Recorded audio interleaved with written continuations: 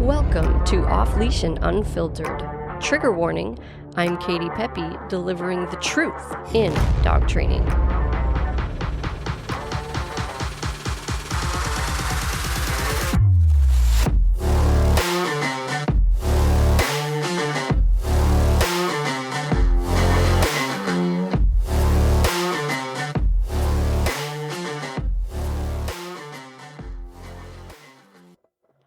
Thanks for joining us for another episode of Off Leash and Unfiltered. I'm your host, Katie Pepe, and I own Diamond Canine Dog Training in Biddeford, Maine.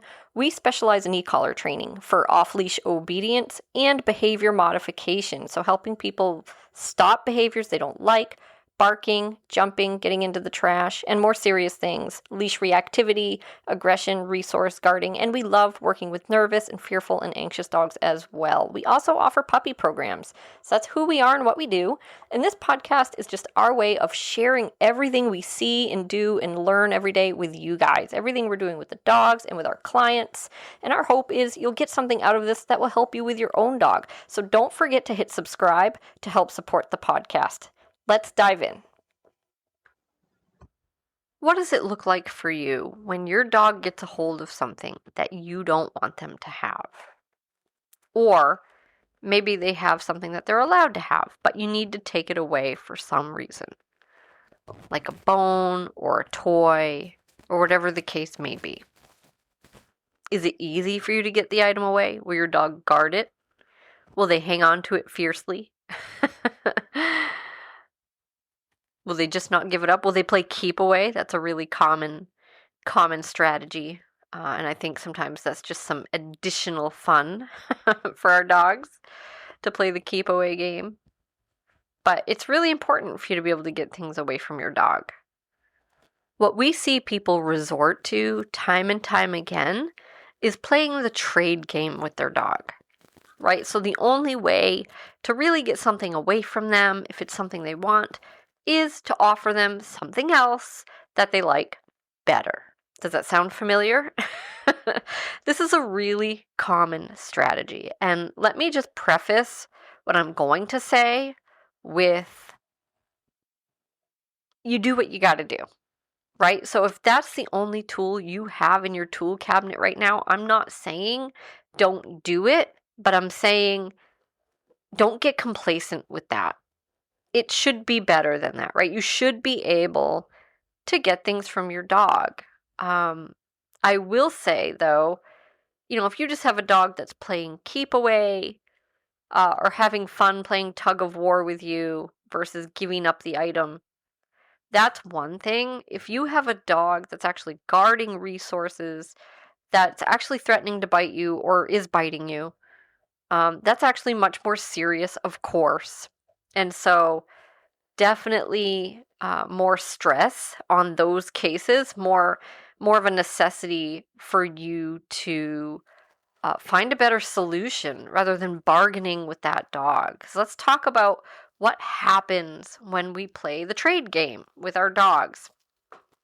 So essentially, if you think about it, if your dog has a resource that they don't want to give up and they know that you want it, right? And they're not giving it to you right off the bat, we go, okay, well, clearly there's an issue with the chain of command, right? And don't get me wrong, I'm not saying that there's anything wrong with your dog. This is totally normal behavior. That creaking noise, by the way, is like my cat opening up the bathroom door. It's totally normal for your dog to want to hang on to resources and not give them up. Very natural behavior. Even guarding is a natural behavior. But that doesn't mean that it's a good idea. It doesn't mean that it's acceptable. Certainly doesn't mean that it's safe if you have a dog that's guarding. And what we see time and time again is people resorting to this trade game by offering their dog something higher value, right? So if your dog has a toy that they don't want to give up, or they pick, up a sock or something off the floor, whatever it is, in order to get that back, you got to give them a cookie, you got to give them a piece of bacon, right? Or, whatever it is that your dog happens to love or that you have handy. And so essentially, think about this logically for just a moment. Like, take a lot of this stuff, if you take a second to really think about it and parse it out about how we increase behaviors, how we decrease behaviors. Think about what we're doing in that moment when our dog knows, right? Even if you haven't taught them like a command to give you the resource, which most people have, but even if you haven't, chances are your energy, your body language, like your dog knows you want the thing that they have, right? That's why they're playing keep away. That's why they're guarding or whatever they're doing. They know that you want the thing they have. And they're still choosing not to give it to you. Okay, so that tells us that there's definitely a discrepancy here in the chain of command from your dog's perception versus yours, right? Because you think you're calling the shots and your dog says, no, you're not. And so if you do break this down and think about it, I mean, the way we generally increase behaviors is by giving a reward. So let's think about the sequence that's actually happening here. Your dog has a resource. They know that you want it. They choose not to give it to you, right? And that might look like just hanging on to it. It might look like putting their paw over it. It might look like playing keep away. It might look like growling and guarding. But whatever it is, they're choosing not to give it to you. And then the next thing that happens is you produce a piece of bacon. Right? That's the same as saying good dog. Even if you withhold the words good dog until after they give you the resource, it doesn't matter, guys. The second that reward appears, you're reinforcing the behavior. Okay? So your dog chooses not to give up a resource that they know you want, and then you immediately swoop in with a reward. So that's why we don't like the trade game. That's one of the reasons. That's the biggest reason, right? It's because essentially, instead of dealing with the issue, instead of fixing the chain of command, instead of fixing the perception, instead of garnering a little more respect from the dog, what we're doing is we're actually potentially rewarding, reinforcing, and increasing the precise behavior that we don't like. And this is so common with all positive reinforcement training, right? And again, love positive reinforcement. I'm not saying don't use it. We use it. It is the best way to build up behaviors, but that's exactly what you're doing there too. You're building up a behavior. And unfortunately, you might be building up the behavior that you mean to be reducing. No good, especially if your dog is guarding. Imagine that someone has a dog that's growling at them, showing teeth, maybe even snapping or biting them, and they're bringing out food or whatever to bribe the dog to give up the resource. I can't imagine anything really more dangerous than a dog that is threatening a person and then immediately being presented with food.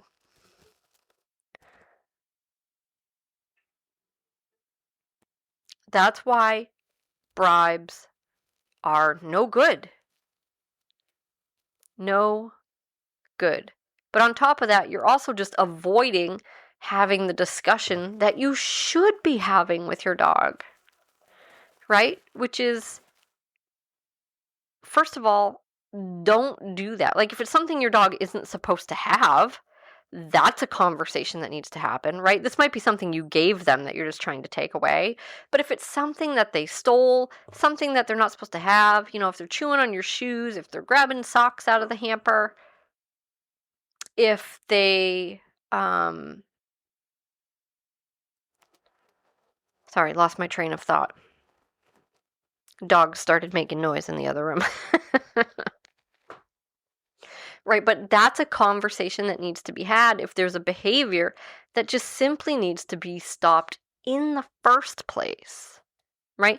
And if that's not the case, if it is something your dog's allowed to have and you just need to be able to take it away, then you should have a command for that, right? So we always say commands don't fix problems, right? And that's why if your dog is stealing things out of the hamper, stealing your shoes, chewing your chair, like any of that stuff, we're going to tell you you're not going to use a command for that. You're going to have that conversation directly with the dog about that behavior that says, hey, you can't do that.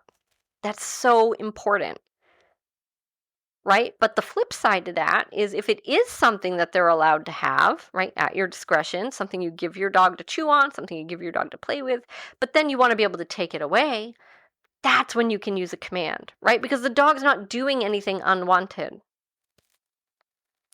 You just want to ask something of them. And so you should have a way to do that the dog understands. And then you attach accountability to it.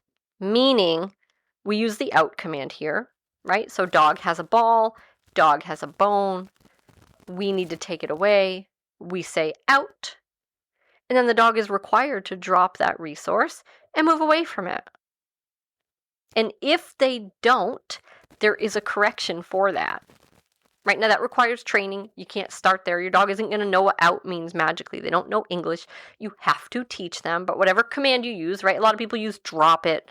I don't like leave it, but you can use any command you want.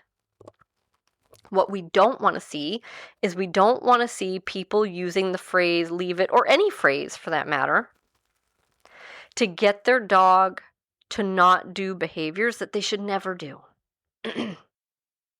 Right? So if you never want your dog stealing socks out of the laundry, if you never want your dog barking at other dogs, if you never want your dog getting into the garbage or eating bagels off the street or whatever, then you shouldn't be using leave it or any other command for that, right? Commands won't fix your problems. Commands are a way of asking our dog to do something for us. They are not a way of telling our dog not to do something that we never want them to do. Okay, I never want my dog to pull me toward another dog.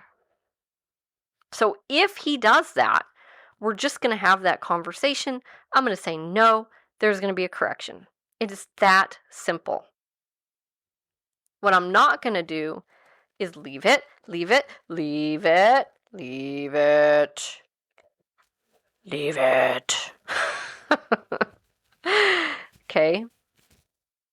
That's why we don't use commands. That's a thing I don't ever want my dog to do. So tell him. Right? And people will say leave it, and then a lot of times they follow that with a reward. So what are we doing? We're creating a cycle, right? Dog does the thing we don't like, then we can ask them to leave it, give them food. Dog does the thing we don't like, we can ask them to leave it, give them food. And so we're essentially rewarding, reinforcing, increasing the precise thing we don't want to see anymore. So there's no getting around it. There's no skirting around it. There's no teaching an alternate behavior. Keep it simple. Humans dramatically overcomplicate these things. And really, it's like you just need to be honest with your dog. Right? It's like stop beating yourself into the ground trying to teach your dog not to do something by giving him rewards. Stop beating yourself into the ground by trying to teach your dog not to do something through bribes and commands and every means you can imagine, except just telling him not to do it anymore with a correction. Right? And there is a right and a wrong way to do that, or an effective and ineffective way to do that, right? If you want to be effective and efficient, you need to know what that process looks like. It's very simple, right? We always mark the behavior with a no, and then we follow up after that no with a meaningful consequence. And that's going to look different for every dog. But what we don't do is we don't use commands, we don't use bribes, we don't use leave it, leave it, leave it. If it's something our dog isn't supposed to be doing, we just tell them that. So then it will go away and we don't have to keep draining our energy on the same thing. Think by the time your dog is an adult, all the behaviors that they're going to try that we don't really like, that we don't want them to do, that drains our energy, that saps our strength, right? Even if they're seemingly minor and not a real big deal, they accumulate, right? And before you know it, trying to take your dog places is just like, it is mentally draining. It does sap your strength because it's constant management, right? You have to constantly be telling your dog what to do. Do this, do that, leave it, leave it, leave it, sit, sit, sit, And it's like, it could be so much easier and so much more enjoyable for both of you if we could just have this simple language with the dog and just give them the appropriate feedback that actually changes behavior for the long run, that actually sticks, that actually makes a difference, so the next day is better. And the next day is better. And it gets easier, and it gets easier. And before you know it, your dog is just naturally, I don't want to say naturally, right, because it's trained, but they're just easily doing the things you want them to do and easily not doing the things you don't want them to do, right? But if you use bribes, you stay stuck there. And things usually just get harder. And that is why we don't do it, right? Nothing wrong with a reward. So for instance, your dog has a resource they don't want to give up. You teach them the out command, right? Once they know it, there's a negative consequence if they don't do it. If they do it, you can absolutely reach into your pocket afterwards, give them a piece of food. Now, we don't usually recommend doing that forever with any command, right? Because we want to ensure there's no reliance on food. There's no reliance on the reward, right? But you can reward your dog for making a good choice, but not until after they make it. Right? If you're reaching for that cookie, you're reaching for that piece of bacon before your dog has given you the behavior that you want, then it's just a bribe.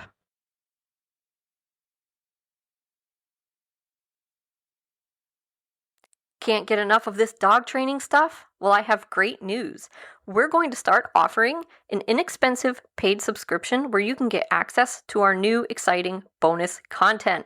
It's just one more way that you can help support the podcast. But even if you can't do that, just leaving us a review and hitting subscribe is hugely appreciated. And of course, don't forget to tell your friends about the podcast because you and I know they have issues with their dogs. And this way, they won't have to get mad at you for saying it because I'm saying it. Thank you for being here, guys, and thank you for your support. So if I grab a cookie and then I say, out, that's cheating. Because if the dog does it, he's probably only doing it because he can see I've already got the food. And again, you might then be inadvertently reinforcing the behavior you don't want to reinforce. And people say, well, yeah, but he dropped the resource. It's like, I know, but not until after the reward process was started. Right? So I want to see your dog with no reward in sight respect the thing you ask them to do. And if they don't, if they choose not to, if they choose to ignore you, they choose to be non-compliant, they choose to blow you off, and you reach for a cookie, then give the command and get the behavior, that's not a dog that's listening. That's not a dog that's in a respectful headspace. And it's a dog that's going to do that behavior again next time because it worked out so well. They got to hang on to the resource, right, a little longer. And then you pulled out a cookie. And then they got to take their pick of which one they wanted, the resource or the cookie. I mean, fantastic. So we'll just, that tug of war, that cycle will just keep going. So you got to have that conversation with your dog directly about what is and isn't allowed. And you have to come to expect expectations, right? Right? Sure, take some time, do some reps, teach them the behavior, of course. But eventually, you have to expect it. And one of the biggest mistakes that people make is just that subtle mistake of reaching for a reward before it's time. So if you are going to reward your dog, which is fine, we're not opposed to rewards, right? Again, I don't want to be reliant on them. I prefer not to use them often once the dog knows a command. But you can still use them sometimes, right? But keep them put away. Keep them in your pocket. Keep them on the other side of the room. Keep them in the cupboard. And after your dog gives you what you want, right, without you having to ask 5 times, if you can ask once and you can get what you asked for, then say good and go get a treat. That's fine. That's a reward. That's not a bribe. Right? But you also have to know, what if there genuinely are no treats? What if you do that 2-3 times in a row with no food? Will your dog still give it up? Or will they decide, oh, there's no food in this, I'm not giving it up? Right? So ultimately, you want to have that relationship with your dog where they will do what you ask them to do. It's so important. Right? Dogs don't know what's in their best interest. And as much as people say their dogs are eager to please, like, they're just not, guys. Like, your dog doesn't actually care if you're happy. They don't understand the gravity of, like, hurting somebody or having something they're not supposed to have and potentially having an impaction or whatever the case may be. They're dogs, right? And it's up to you to ensure that they will listen to you. Right? Because you love them, you care about them, you know what's in their best interest, and you know how to keep them safe and everyone around them safe. But if your dog won't listen to you, none of that will matter. And so using those bribes is just a bad idea. That trade game is a bad idea because it's going to keep you stuck in that cycle and potentially even get worse, making that behavior more frequent, more intense, making it harder to get things away from them. And that is no good, my friend. Another good example of that is redirection. So, you have a dog that is mouthy, nippy, especially puppies. We see this a lot, and people just redirect them to a bone. This is not our favorite strategy. Yes, puppies need to teeth, and they're still learning all kinds of stuff about how to moderate their, bite pressure. We hear that a lot, but the fact is, no bite pressure is really acceptable on a human, right? And they do need stuff to chew on because they are teething. And I do get that, but it doesn't need to be you. And this is one of the things we do go after very early on with puppies. We don't wait until they're 6, 8, 10, 12 months old to tell them not to teeth on people, not to chew on people, not to bite people, snap at people, nip people, not to have fun tearing at people's clothes. This is a thing we go after right away. There's no mouthing people. And we do that through a correction. We'll usually bonk the puppy. I have lots of material out there where I'm talking about this, lots of episodes where I talk about this. And I believe we have some material on YouTube showing the process. Right? It's just you say no, and then it's a bonk on the head with a rolled up cotton towel. A lot of people aren't very good at this because they're just far too gentle. Your dog's not made of glass. Yes, we want to use some discretion, right? You don't want to actually harm your puppy. That is not the goal at all, right? But it should be alarming, right? It should be very attention-getting. It should make your puppy a little nervous, right? That's the idea.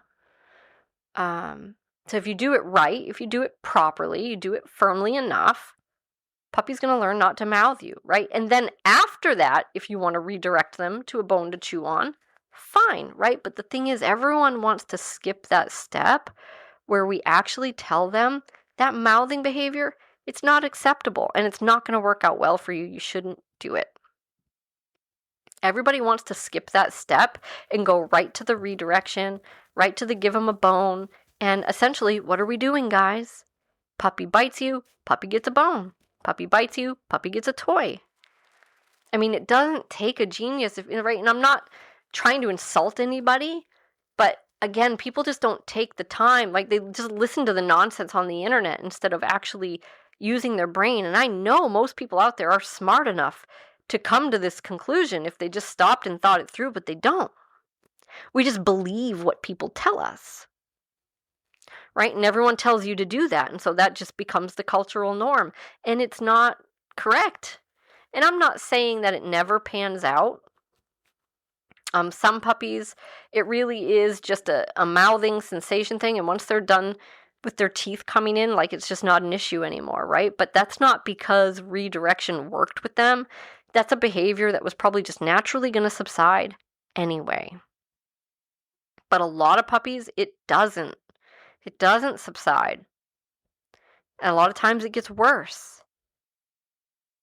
And that's just not a relationship I want with my dog. I want to get off on the right foot where we have some understandings, where we have some boundaries, right? So I pick my battles with puppies. We're not going to go around punishing everything, right? We use a lot of management. We use a lot of structure. We use our kennel. We use our leash, right? Puppy's not running around peeing on my floor, chewing on my shoes, none of that stuff. But the things that we don't wait on mostly are how they interact with people. I will give you love, I will give you play, I will give you food, I will give you affection, I will give you exercise, I will give you medical care, I will give you all of these things, right? And you'll get touch and we'll have a good time. But you're not going to put your mouth on me. And you're not going to jump all over me. And we're going to start drawing those boundaries right away.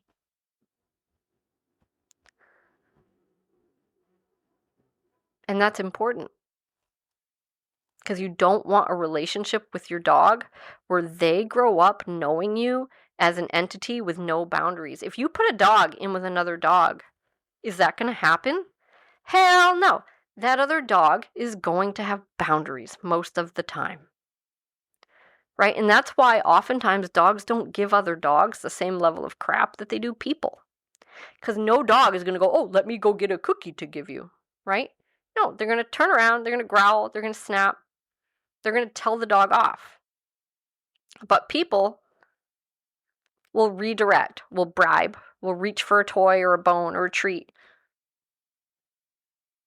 And sometimes there might be a place for that. But usually it's when we're talking about building obedience behaviors, right? I'll use a food bribe, if you will, quote unquote, but it's more of a lure, right? Luring the dog into position and then feeding, right? That's one instance. But when we're talking about stopping a behavior, no. We're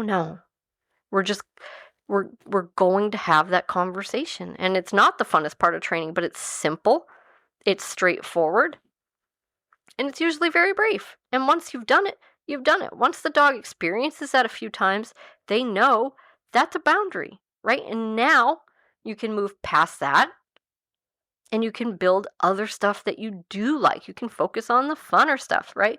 But now that's become part of your relationship where dog goes, oh, she draws boundaries. This is a boundary.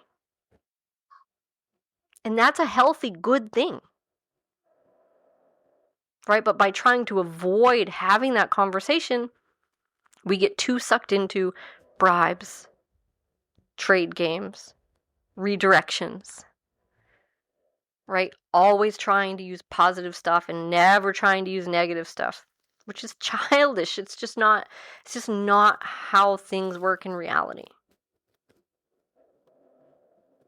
And we pay the price for it, and our dogs pay the price for it, because we usually end up, at the very least, kicking the can down the road, dragging out these behaviors when we could just stop them. But a lot of times we even make them worse. So, no good. So, no bribes, no redirection. If you want to stop a behavior, have that conversation with your dog. If you want to teach your dog to give up a resource for you, teach them a command to give up a resource. And then hold them accountable for it. But if it's something your dog is never allowed to do, guys, just have that conversation with your dog. Learn how to mark and correct behavior so that you can eliminate it and you don't have to nag your dog. That way, you won't have your strength sapped and it won't be so draining for you to go places and do things with your dog, because they just won't need that feedback from you all the time, that constant nagging, that constant direction, because they'll just know what your expectations are.